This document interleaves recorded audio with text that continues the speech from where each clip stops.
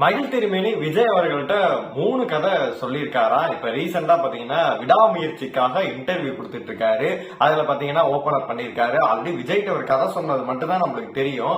ஆனா விஜய்கிட்ட இவ்வளவு தூரம் பேசியிருப்பாரா அப்படின்னு சொல்லிட்டு இப்பதான் நம்மளுக்கு தெரியுது.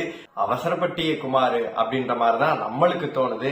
என்ன அப்படின்னு சொல்லிட்டு நம்ம ஃபுல்லாவே பார்த்தரலாம். இப்ப மகிழ் திருமேனி பாத்தீங்கன்னா விடாமுயற்சி ப்ரொமோஷனுக்காக நேற்று பாத்தீங்கன்னா பிருத்திவிராஜ் அண்ட் மோகன்லால் நடிச்ச படத்துல போயிட்டு பாத்தீங்கன்னா ட்ரெய்லர் லான்ச் கூட போயிருந்தாரு. அதுல வந்து சூப்பரா வந்து தலை அவர்களை பத்தி பேசியிருந்தாரு. நம்மளுக்கு என்ன ஒரு வருத்தம் அப்படின்னு கேட்டீங்கன்னா எல்லா இடத்துலயும் பேசுறாரு. படத்தை பத்தி பாத்தீங்கன்னா ஒரு பாசிட்டிவான விஷயத்த சொல்றதுக்கு பதிலா வந்து வேற மாதிரி சொல்றாரு. அது என்ன அப்படின்னு கேட்டீங்கன்னா இந்த படம் வந்து பாத்தீங்கன்னா அஜித் அவர்கள் நீங்க எல்லா விதத்திலையும் பார்த்திருப்பீங்க. ஒரு பர்ஃபார்மரா பாத்தீங்கன்னா பார்த்திருப்பீங்க. இது கண்டிப்பா பாத்தீங்கன்னா ஒரு பர்ஃபார்மரா பேசக்கூடிய ஒரு படம், எல்லா பெண்களும் பார்க்க வேண்டிய படம் அப்படின்ற மாதிரி எதாவது ப்ரொமோஷன் பண்றாரு. கொஞ்ச நாள் அப்படியே நம்ம பின்னோக்கி போனோம் அப்படின்னா ஒரு விஷயம் நடந்துச்சு. அதாவது பாத்தீங்கன்னா விஜயோட அடுத்த படத்தை வந்து மகிழ் திருமேனி தான் பண்ண போறாரு அப்படின்னு நியூஸ் வந்து நம்மளுக்கு நல்லாவே கிடைச்சு. பாத்தீங்கன்னா நம்மளும் வந்து மகிழ் திருமேனினா தடையற தாக்க, தடம், இந்த மாதிரி நிறைய படங்கள் பண்ணிருக்காரு. கண்டிப்பா வேற லெவல் சம்பவமா இருக்கும் அப்படின்னு சொல்லிட்டு நம்ம எல்லாருமே எதிர்பார்த்தோம். இவர் பாத்தீங்கன்னா செல்வராகவன் அண்ட் ஜிவிஎம் அசிஸ்டண்டா ஒர்க் பண்ணிருக்காரு. அப்ப கண்டிப்பா தலைய வந்து வித்த தெரிஞ்சவன் தான் அப்படின்னு சொல்லி நம்ம நல்லாவே தெரியும். விஜய்கிட்ட போயிட்டு ஒரு கதை சொல்லியிருக்காரு. போயிட்டு நம்மளுக்கு தெரிஞ்ச வரைக்கும் ஒரு கதை தான் சொன்னாரு அப்படின்ற மாதிரி நம்ம நினைச்சுக்கிட்டு இருந்தோம். ஆனா விஜய் அவர்கள்ட்ட போயிட்டு 3 கதையை அவர் சொல்லியிருக்காரு.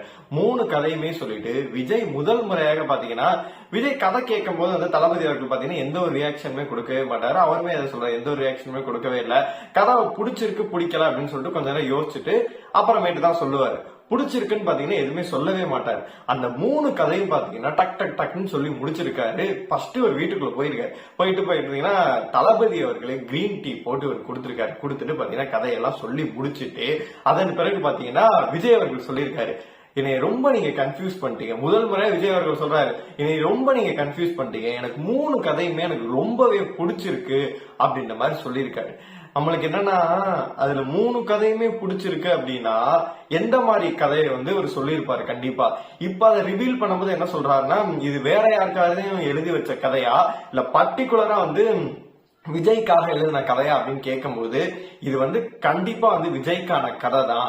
இது வந்துருந்துச்சுன்னா கண்டிப்பா சூப்பராவே இருக்கும். அது மட்டும் இல்லாம ஒரு ஆக்ஷன் எல்லாமே இதுல இருக்கும். பர்ஃபெக்டா பாத்தீங்கன்னா அது பொருந்தும் அப்படின்ற மாதிரி சொல்றாரு. அப்படி இருக்கும் போது கண்டிப்பா ஒரு அரசியல் கதையா கூட இருந்திருக்கலாம், ஒரு ஆக்ஷன் கதையா இருந்திருக்கலாம். மகிழ் திரும்பியோட படங்கள் எல்லாமே பாத்தீங்கன்னா சூப்பரா இருக்கும். ட்விஸ்ட் அண்ட் டர்ன்ஸ் வந்து நிறையவே இருக்கும். தடம் படம்லாம் பாத்தீங்கன்னா எங்கேயுமே தொய்வே இருக்காது. அவ்வளவு ஒரு விறுவிறுப்பா இருக்கும். ஒரு டபுள் ஆக்ஷன் வந்து ட்வின்ஸ் கதையை வச்சு பாத்தீங்கன்னா அவ்வளவு சூப்பரா பண்ணியிருப்பாரு. நேர்த்தியாவுமே இருக்கும். அதனால வந்து கண்டிப்பா தளபதிக்கே பிடிச்சிருக்கு அப்படின்னா சூப்பராவே இருந்திருக்கும். நடுவுல என்ன ஆச்சு அப்படின்னு கேட்டீங்கன்னா கோவிட் வந்துருச்சு. அது மட்டும் இல்லாம உதயநிதி அவர்கள்ட்ட ஒரு கமிட்மெண்ட் கொடுத்தனால பாத்தீங்கன்னா அதை முடிச்சுட்டு வர சுச்சுவேஷன் ஆயிருச்சு. அதை நீங்க முடிச்சுட்டு வாங்கன்னு சொல்லும் போது பாத்தீங்கன்னா அவருக்கு பல்வேறு கமிட்மெண்ட் எல்லாமே போனனால பாத்தீங்கன்னா அது அப்படியே போயிருச்சு. இப்ப 69 கடைசி படமா ஆயிருச்சு. ரசிகர்கள் எல்லாம் என்ன இப்ப கேட்டுட்டு இருக்காங்க அப்படின்னா இவ்வளவு சூப்பரான 3 கதைகள் தளபதிட்ட நீங்க சொல்லிட்டு இருக்கும் போது கண்டிப்பா அவரை வச்சு வந்து நல்ல கதைகளும் உங்களால பண்ண முடியும் அப்படின்னு சொல்லிட்டு இப்ப ரசிகர்கள் எல்லாம் வெயிட் பண்ணிட்டு இருக்கேன். சப்போஸ் தளபதி அவர்கள் தொடர்ந்து நடிக்கிறதா இருந்தாலும் இப்ப பாத்தீங்கன்னா ஒரு ரூமர்ஸ்மே போயிட்டு இருக்கு, 70 அவர் பண்ணுவாரு, வெங்கட் பிரபுட்ட வந்து கம்மி கால் சீட் கொடுக்கறதா ஒரு போயிட்டு இருக்கு. ஆனா ஒரு சின்ன கதையா ஒன்று பண்ண போறாங்க. அதாவது பாத்தீங்கன்னா கம்மி கால் சீட்ல ஒரு படம் பண்ண போறாரு அப்படின்ற நியூஸ்மே போயிட்டு இருக்கு. வெங்கட் பிரபு கதை சொல்லிட்டாரு அப்படின்ற நியூஸ்மே போகுது. அது மட்டும் இல்லாம பாலிடிக்ஸ் போயிட்டு அப்படி சைட்ல வந்து பாத்தீங்கன்னா ஒரு படங்களும் நடிச்சுக்கிட்டு எதுவும் பண்ணாரு அப்படின்னா 70, 71 அந்த மாதிரி பண்ணாரு அப்படின்னா மகிழ் திருமேனி போய் வந்து பட்டி திங்கரிங் பார்த்து அந்த 3 கதையில ஒரு கதையை பண்ணாரு அப்படின்னா எப்படி இருக்கும் அப்படின்னு சொல்லிட்டு நம்ம வெயிட் பண்ணி பார்க்கலாம். விடாமுயற்சி பாத்தீங்கன்னா அவரோட கதை கிடையாது, அது வந்து தலை அவர்களோட கதை அப்படின்னா வந்து அவரே ஒரு இடத்துல ரிவீல் பண்ணியிருந்தாரு. இதை வந்து அவர் பண்ண சொல்லி பாத்தீங்கன்னா பிளைண்டா என்ன நம்புங்க அப்படின்னு சொல்லிட்டு தலையா அவர்கிட்ட சொல்லியிருக்காரு. அதனால வந்து அது மகிழோட கதை கிடையாது, மகிழோட டைரக்ஷன்ல தலையோட கதையில வந்து பாத்தீங்கன்னா பண்ணியிருக்காங்க. அது எப்படி வரும் அப்படின்னு சொல்லிட்டு நம்ம வெயிட் பண்ணி பார்க்கலாம். உங்களை பொறுத்த வரைக்கும் தளபதிட்ட அவர் சொன்ன கதைகள் ஒருவேளை எடுத்திருந்தா எப்படி இருக்கும் அப்படின்னு நினைக்கிறீங்களோ மறக்காம கமெண்ட் பாக்ஸ்ல சொல்லுங்க.